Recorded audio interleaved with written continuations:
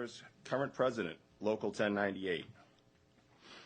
I'm here tonight to talk and provide testament to the toxic culture and atmosphere and employee retention within the town of Danvers. A few years ago, I sent an email to the board with my concerns regarding the mass exodus of employees, specifically Rich Maloney and Pat Ambrose, who were the catalyst for said email. The response I received from one out of the 5 board members was people were moving on to bigger and better things. And my response was, if things were so great here in the town of Danvers, why are people looking elsewhere? The second email came about a year ago when Rich Sousa left for another community. Rich was my 4th director in 9 years. Again, no response from the board. It was forwarded on to Mr. Bartha. Mr. Bartha and I had spirited conversations several times. Our meetings were brief. Our meetings were to the point. Ultimately, the meeting stopped, even though I had told Mr. Bartha that I still had 3 pages left that I'd like to discuss. The problem has not been fixed. More employees keep leaving.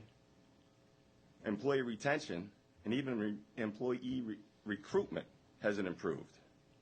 The apathy and the lack of accountability in this town is at epic levels.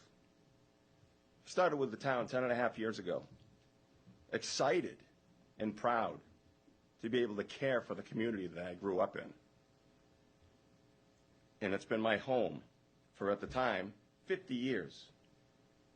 Over time, the shine just wore off. And sadly, it's an effort to come to work for the town of Danvers every day. I've provided packets containing statements from current and former employees, courageous employees that took their time, put their jobs and careers on the line, because some wouldn't even write statements because of fear of the long arm of management. In every job description the town posts, it requires every employee to be fully committed to providing service excellence to every person who visits, works, or resides in the town by embodying its 5 core values: inclusion, integrity, accountability, positivity, and collaboration. I firmly believe that all levels of staffing, employees and management, should be held accountable and held to these same standards. Also in this packet, you will find my resignation, which will be effective Friday, November 4th at 3 p.m.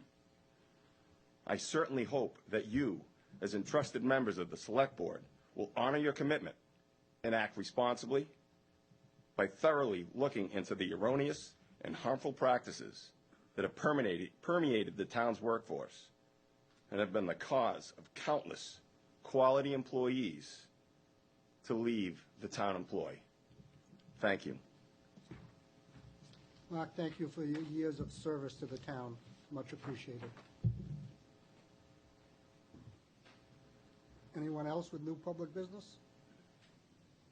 Okay, hearing none, we'll go to a public hearing will be held on the application of Betty Ann Sub Shop, 20 Locust Street,